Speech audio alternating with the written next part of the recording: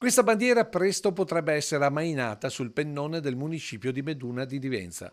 Al suo posto l'Aquila d'Oro del Friuli Venezia Giulia, regione alla quale questo comune vorrebbe trasferirsi, come ha già fatto Sappada e come intendono fare 11 comuni da None Veneto a San Michele al Tagliamento. La novità arriva da Trieste su spinta di Markus Maurmeier, consigliere regionale di Fratelli d'Italia e presidente della prima commissione permanente del Consiglio regionale friulano. La regione Friuli, tramite il consigliere Marcus, che lo ringrazio, ha preso un po' l'iniziativa di cogliere, diciamo, questo malumore dei comuni del veneziano, dove ho saputo che a breve faranno questo incontro in regione Friuli e ho chiesto di poter partecipare anch'io.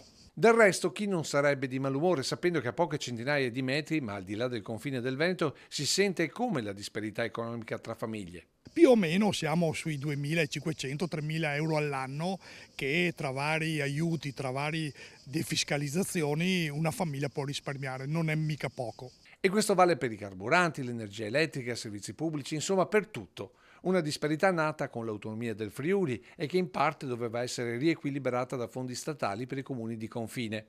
Ma Roma, che qui ha la via principale ma è sentita distantissima, li ha ridotti e non di poco. Meduna era circa 800.000 euro all'anno, adesso siamo poco meno di 200.000 euro, quindi tagliare così i fondi di comuni di confine sicuramente non stimola la voglia di stare calmi e di portare avanti l'amministrazione comunale. Lei pensi che gli 800.000 euro che davano una volta a Meduna lo danno, non so, a Trento, nelle zone confinanti del Trentino Alto Adige, non serve che presentino documenti, non serve che presentino progetti, danno i soldi, punto e chiuso. Io devo presentare un progetto di fattibilità, un mucchio di carte alte 1 metro e non è detto neanche che me le accolgano. Queste sono cose che dovrebbero finire nel 2026. Nella sua praticità il sindaco di Confine Pittone ha ben chiaro cosa bisogna fare per fermare questa emorragia di comuni veneti.